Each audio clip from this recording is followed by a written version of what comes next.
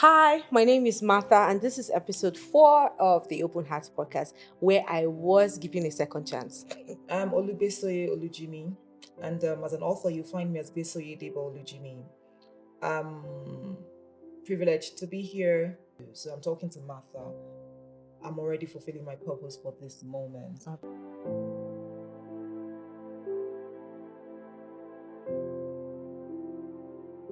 Welcome to yet another episode of the Open Heart. And it's so good to know that you're seated right there and you're watching everything that is going on. It means that you're taking your healing journey seriously. Yesterday, before the recording, I put something up on my socials, and it was a question basically. And I asked, do you believe in second chances? And and the responses I got from there was beautiful. And some people these days, I think that people are a little too deep for my liking. But I got a lot of response from that post. A lot of people were like, "Oh yeah, I believe in second chances," and recounting uh, in many ways where they were given second chances and where they were able to start things all over. Now, I'm talking about second chances because um, this recording was done prior to now. And for some reason, I couldn't find it. I was broken. I was angry. I was very upset because I crewed. Because I couldn't find the recording. It takes a lot of work, right? And aside from the work, for people committing their time to you and deciding that they're going to sit with you to have a conversation with you that they're not obligated to do, that is something that you do not disrespect for any reason. And so, my guests, I couldn't find the clip for some reason. And then I reached out to my very lovely guest that I haven't unveiled yet. And I talked about it. And she was like, "Oh, don't worry, you're alive, I'm alive. And then why not? Let's get a redo." And so I'm going to title this episode "The Beauty of Second Chances." And not just as reshooting an episode, but as a metaphor for life, for pain, for healing, and for challenges. This episode is basically to remind you that no matter how many times you fail, or you experience losses, or you experience failures or disappointment, it's important that you don't stay where you are right after that time. You kick off and you take it all over again. And to reshoot this episode is myself alongside my gorgeous guest, Mrs. Olujimi Besoye, and she is the executive director of Emadem Energy. Good morning to you, ma.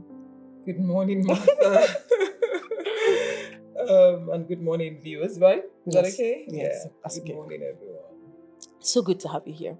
So good to be here. Okay, let's just get right into it. Okay. What does second chances mean to you? Because when I was talking about, oh, you're going to shoot again, and you're like, yeah, you're alive, I'm alive. It was very rare because you don't get to have to you don't get to have these second chances very often. Not many people think that will take you seriously after such a thing happens. But what do second chances mean to you? Okay, thank you, Martha. For me, maybe, quite a number of people have actually said that I'm very different, and I would attribute that to the uniqueness of every individual. So, we get second chances, even third chances at life. I've gotten a second chance at life. Like I was in very bad car crash. Yeah. In 2019, I'm here. For me not to have died in that car crash, that means God wanted to give me another chance at life. Absolutely.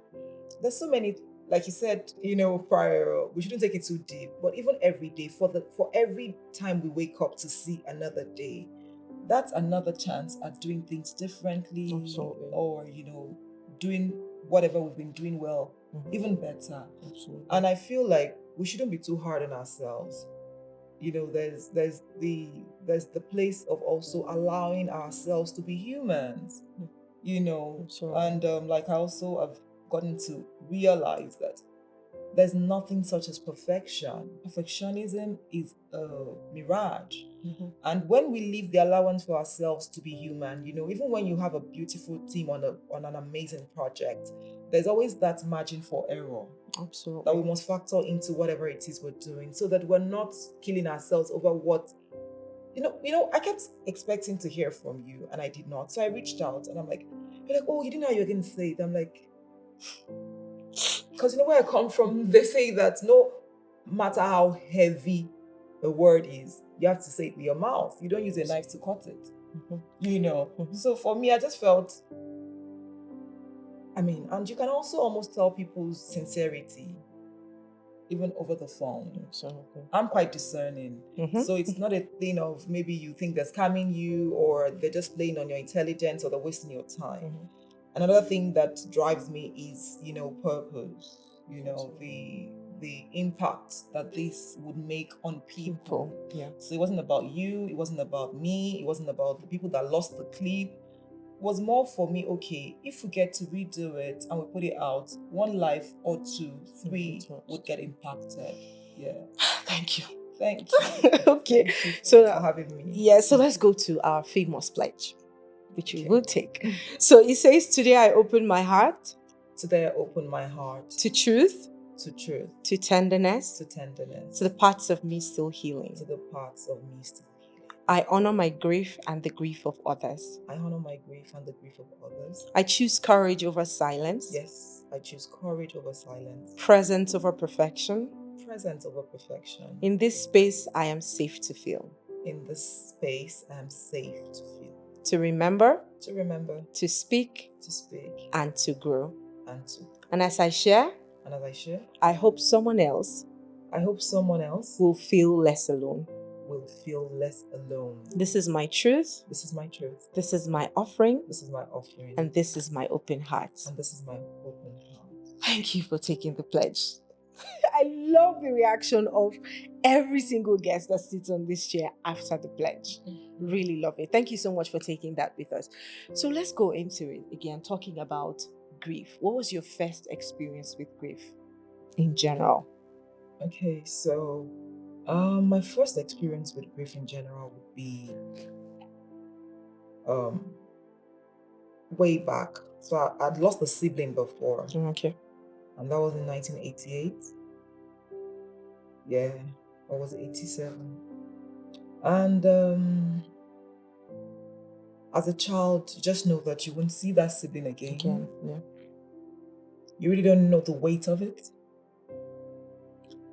But you know, growing up and then really knowing what it means to lose a loved one then brings back memories of those times. Maybe also discovering certain other things that childhood trauma would probably live with you. You're then able to link certain things. You're like, oh, could that be why I'm this way? Yeah. You know, could it be because I've lost a sibling before that I just get on with life, like, you know, try to just, you know. So for me, that was my first, that's what I'll call my very first experience, you know, at that. Yeah.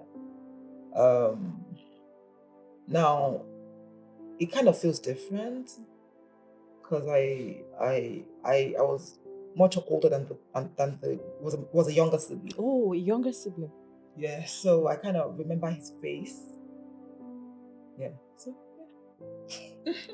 Okay, so let's talk about after that, because one thing that everybody we've had a conversation here speaks about is the fact that they almost never remain the same after that incident.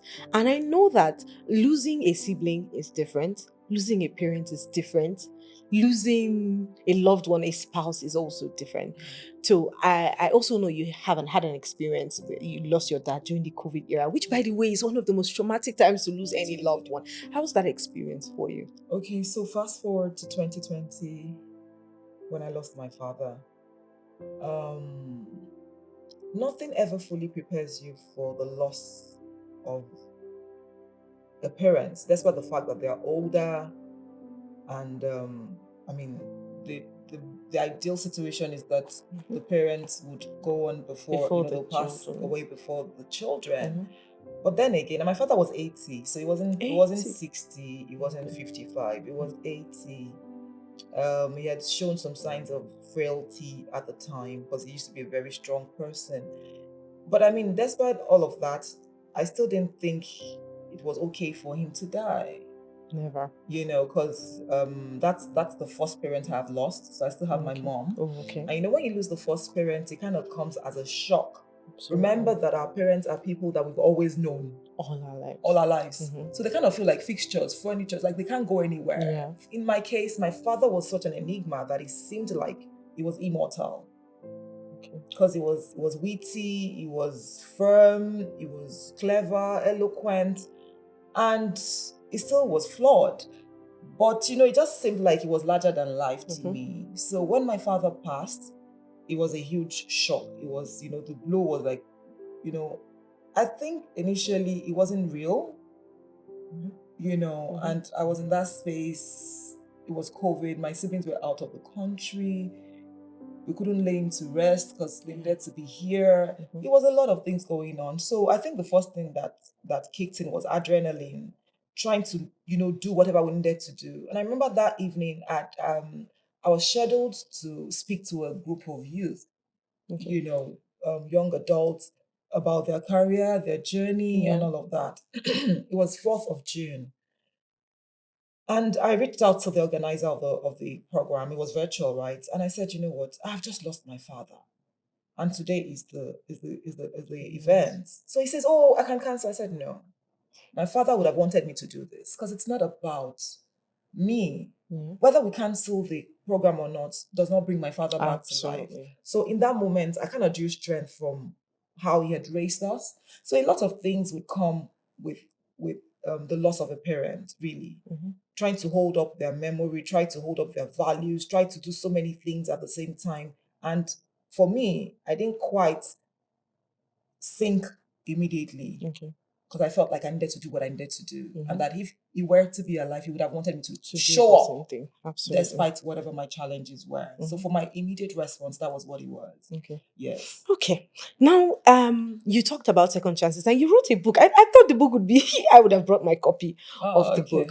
I have it in the car, actually. Okay. So part of what was in the book was about your accident that you talked about. And that was like a life-changing moment for you, which I think is what every painful experience is. Always a life-changing moment, but you get to determine what kind of change happens to you at that time, either positive or negative. It's all in your hands. What kind of change happened to you, and how has that, all of these experiences of pain and loss that you have had, how has that shaped you to becoming the person that you are right now? Okay, thank you so much, Martha. You know that that accident happened in 2019. So there's something I put in my book as well, that life is lived forward but understood backward. Okay. It's a big irony, but the truth is, if only we can pay attention, we would see why we go through the things that we go through, or why we've gone through certain experiences, as painful as they may seem. Absolutely. And you said something about, I would repeat it as saying we shouldn't waste our pain. Absolutely. Because there are lessons to learn when we go through those difficult times. And talking about second chances, I believe that God just gave me another chance at life when I survived that accident. Because you'd seen the picture in the book, the engine cracked, the car, the airbags, air curtains, everything came out. But I only came out with a broken arm. And I say only, not because I'm trivializing my pain or my situation, but because it could have been worse. Absolutely. So I try to put things in perspective. And I say all the time that if it was just my arm that was broken and my spirit wasn't broken, that means God still wants. And I didn't even lose my mind. I could have gone into a coma for shock, for the impact, for whatever. So for me to have been present in my mind and in my body, that means immediately I recognized that God was calling my attention to a greater calling. It was calling me to a greater, level of existence. And of course, I had to go in for surgery, but in the midst of all of that, and the solitude as well. Like, I was on admission and, I would be alone a lot of times. Of course, people would come and visit me. But, those times started to make me think that what was exactly the reason for that, accident? Why didn't I die? Why did I come out with my mind intact? And it occurred to me that I needed to be more intentional with the life that I live. Absolutely. I needed to start to be more intentional about the life that I live. Yes, I've always been that person who's always liked to support people, but it was just from a place of supporting them as I could. Not follow up. Do you know what I mean? Not following up, not even setting up a structure around it. So after that happened, 2019, 2020 came, COVID came, my father passed. You know, Oh, it was before the accident. my father passed after the accident. Okay. yes. You know, I was in the UK for my MBA at the time. After the accident, I went on for my MBA because my husband encouraged me. That was the space gap between the MBA and. So I resumed for my executive MBA in September of 2019. The accident was in March. And I thought I couldn't even do it anymore because, before then I'd started my applications and all of that. So when I was in that car crash, I just said to myself, you know what?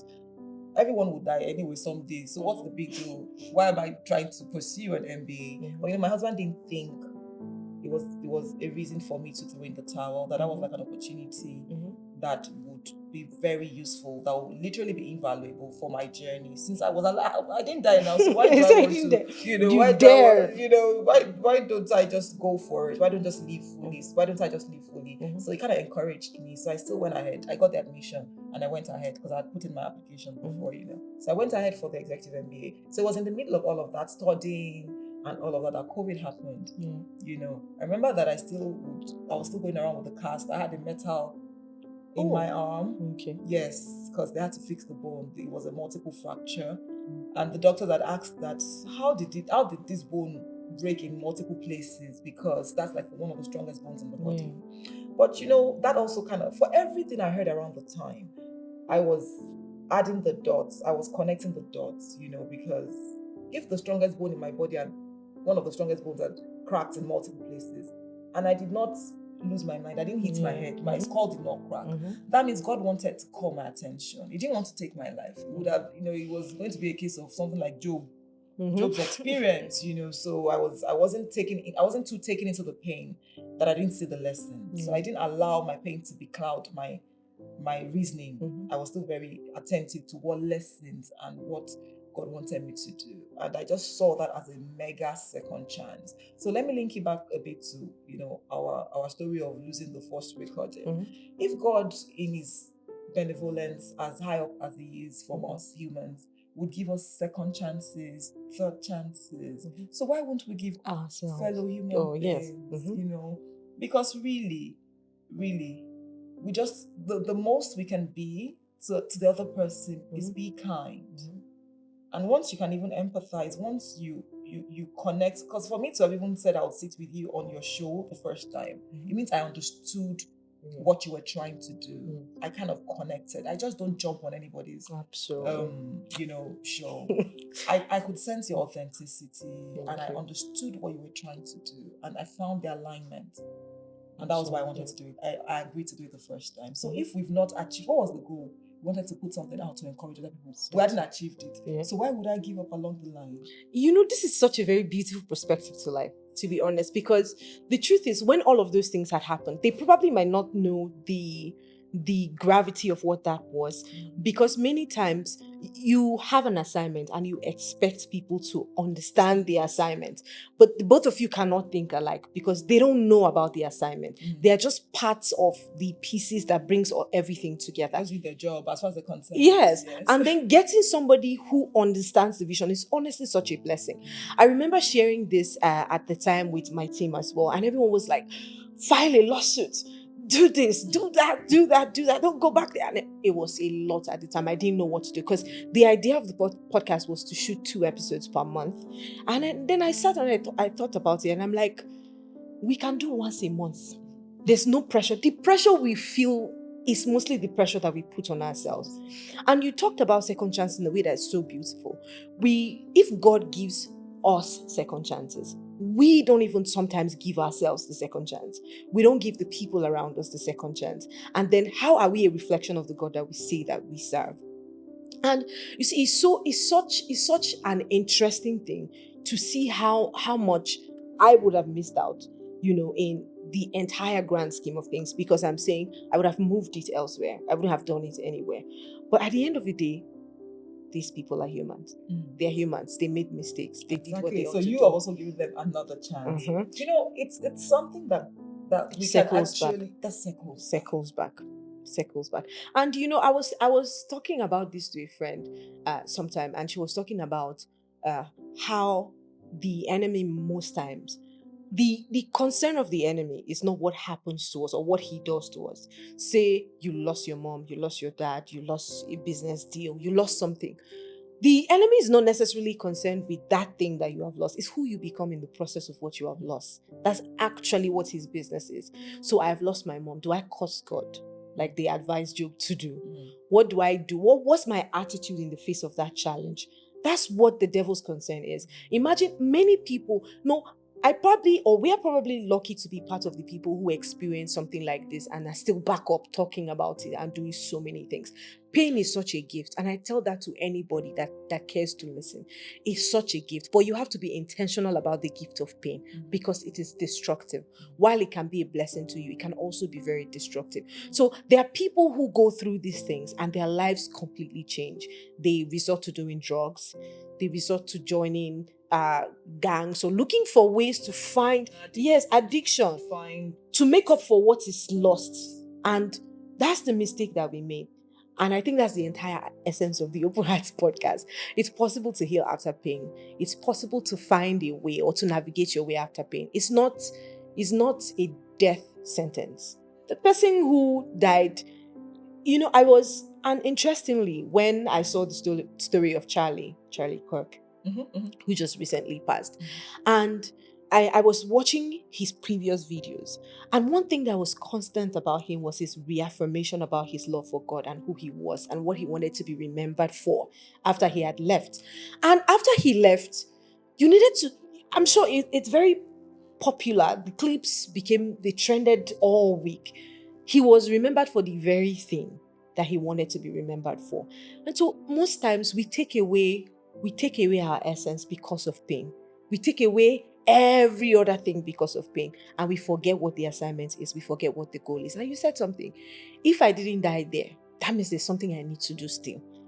And this is such a defining moment. I said to people that my life changed when I lost my mom. I probably wouldn't have been any smart, wise, or anybody that anyone thinks today, oh, she's very smart. And I'm like, really? It was never like that. I was heavily dependent on my mom for validation, for everything, literally.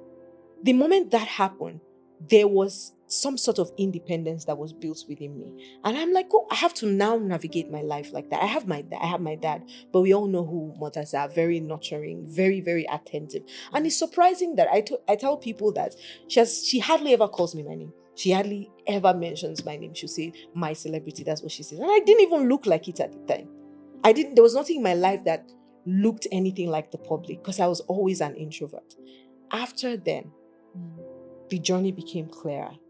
How I was going to pursue so many things became clearer.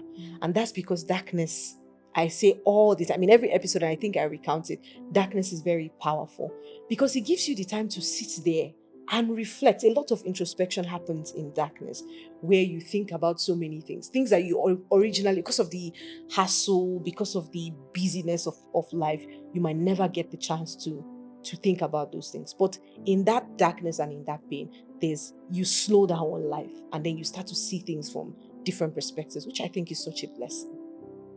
And then you start to shine through as light. Absolutely. It's almost a waste of light to shine light in light. Almost a waste of light to shine light in light. Yes. Okay. The beauty of light is when it shines through the dark. So, when you're in that dark moment or that dark season of life, and like you said, it gives you time to sit with yourself and to find your light so that you can shine through. Absolutely. And like I believe that, challenges are our opportunities for growth. Absolutely. Gold, crude oil, look at all those things. Imagine if they say there's fuel scarcity now, there'll be trouble in this town.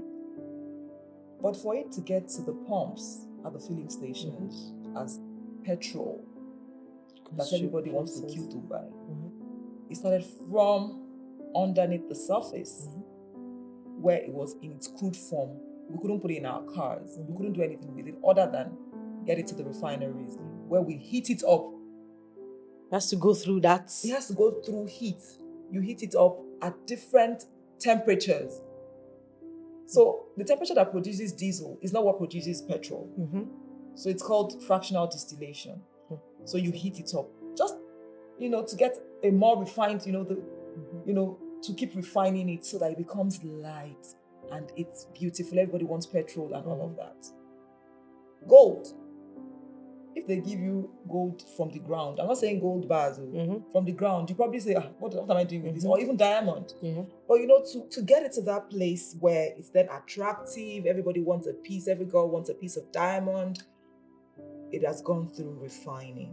And that would help us get perspective so that when we're going through our challenges, we know that there's something that we're going to birth.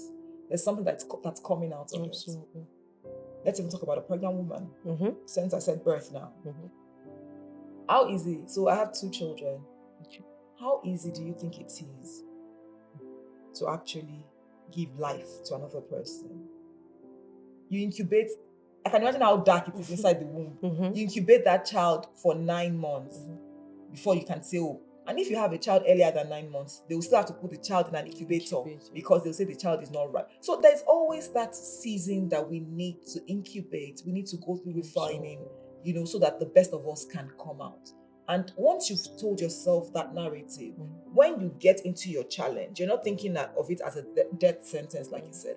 You're thinking more of, oh, something greater is coming out for me. And it's always going to be for the crown that's set before me.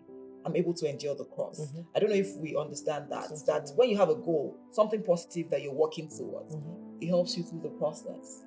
And I think that's the best way to perceive our challenges, as opposed to just feeling like, oh, being disgruntled, just complaining and losing all that comes with the experience.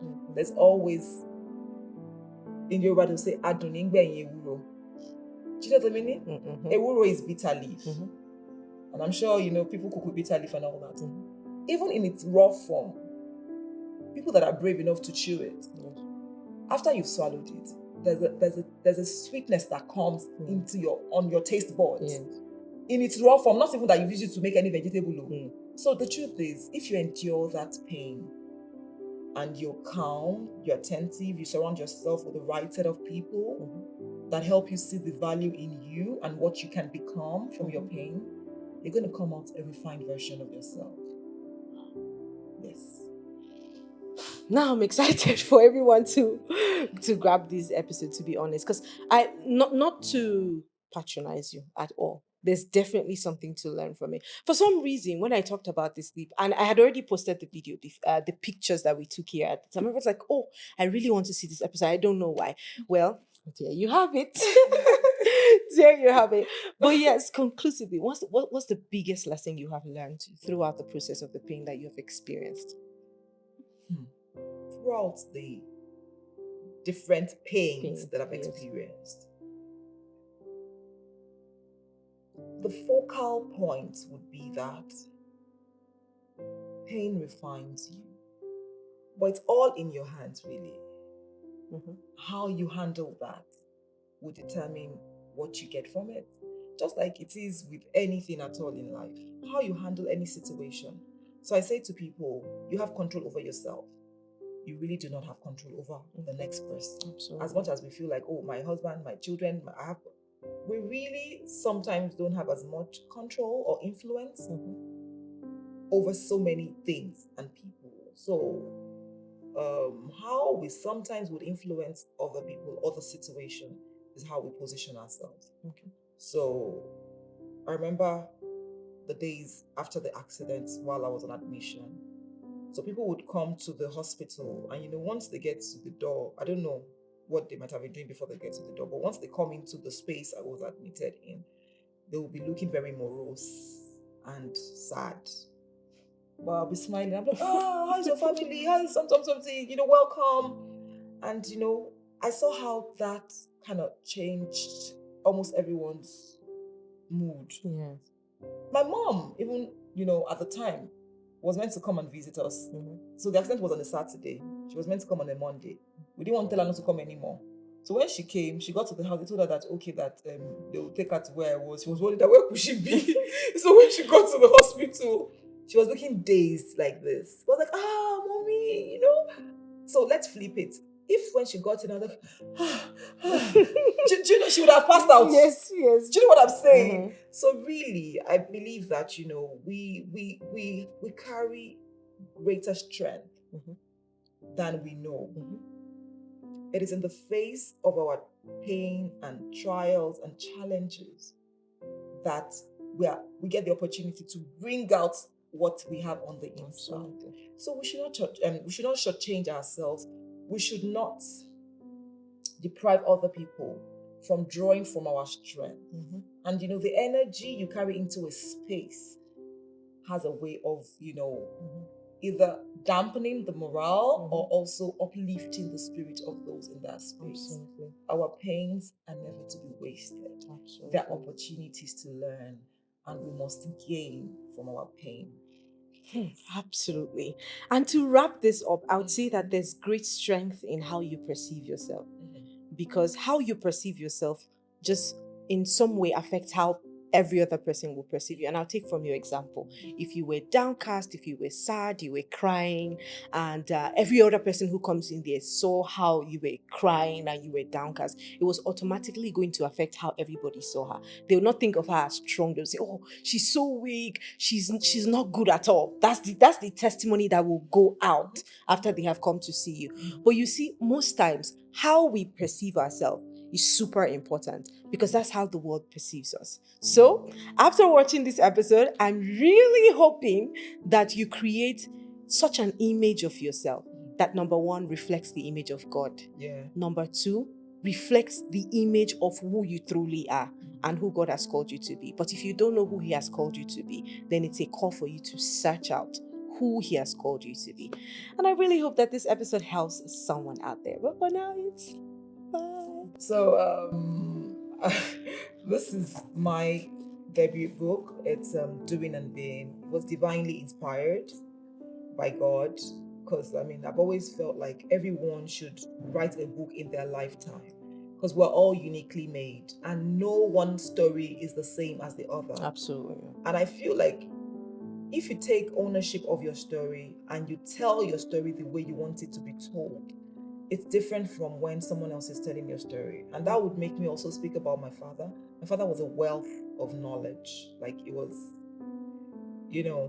but he never wrote his own book. So after he died, and that's why, we need to pay attention to everything going on around us. One of the reasons I felt like everyone should write a book was because after my father passed, we're now like, oh, he didn't write a book. How do we know about him? My older brother said, oh, it felt like a library had literally just gotten burned. My father was an enigma. I won't lie to you. At some point, Miss Beso is trying to be modest. He's a very wealthy man. At some point it was a diplomat, it was a career diplomat. At some point, it was, it was a governor. At some point, at different times, it was different things. And I'm like, and it was in his very, very, very, authentic state at every point. Sincere, was a genuine person. Anyway, so when I got the inspiration to write this book in February, and what I heard wasn't even that this is how you write a book. I heard you would launch your book on the 14th of June. And this was in February. So that was like 5 months? No. So I wrote this book in 3 months. But when you're willing, when you are ready, God makes you able. Of course, it took a lot of sleepless nights and all of that. But I was already willing to go on the journey of obedience and all of that. So the book was ready, and God also showed me people that should support me along the line, in terms of the publisher, my assistants and all of that. And before we knew it, the book was ready, and it's been inspiring people. We then had a book tour that started in Lagos, to Abuja, to the UK, and to Canada. Each one had a theme, and the Canada one talked about legacy. Like you said, what do you want to be remembered for? That's why we should wake up every morning, because you still want to impact a life. Absolutely. And impact is not about you. It's not just about you. It's about the people that get impacted. So the book is here. It's on Amazon as well. And we actually sold out on our first what's it called, production. Wow. We had to order a New new copies. set and all of that. And it's just been amazing because I didn't even see all of that coming. I just obeyed an instruction, a divine instruction. But when you obey, God, is faithful Absolutely. to then do his parts. So I'll say doing and being a guide to living intentionally each day is a real transformational or transformative tool for everyone who's willing, to live intentionally and to live out their purpose. We must understand that purpose is not a destination, it's a journey. We stumble sometimes along the way, we fall even sometimes, but we get up and we keep moving. Absolutely. We must not give up on ourselves. I have in the book that the day you wake up is your morning. It's a very practical guide. It's something that you don't need a dictionary to understand. You can read each chapter and it feels like you've read the book. You know what I mean? So it's not a book that you have to sit down and burn night candle. You read one chapter, you take it all in, you read the next, and like that. And every chapter has its own theme. Someone said to me, this book is like 3 books rolled up in one. I'm like, yeah, but I got to a point while I was editing the what's it called now?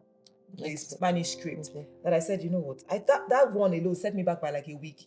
I'm like, this book is like, it's supposed to be 3. Let's make it 3. Let's make it something. By the end of the day, I got back with my publisher and like, you know what? Every author gets to that point. So we know you're the one working on the book yourself. That is not AI. I said, I'm the one burning the night, and they said yes, but it's okay that I should still continue. I should put it all together in one, and that I can always still write another revised edition. Another book. I can do a revised edition and all of that. But I'm happy. I'm happy for this tool. I say it's not just another book. It's a tool, for a purpose-driven life. Absolutely. Thank you, Martha. It's on Amazon. Thank you so much. Yes. I have my copy already, so go and grab yours.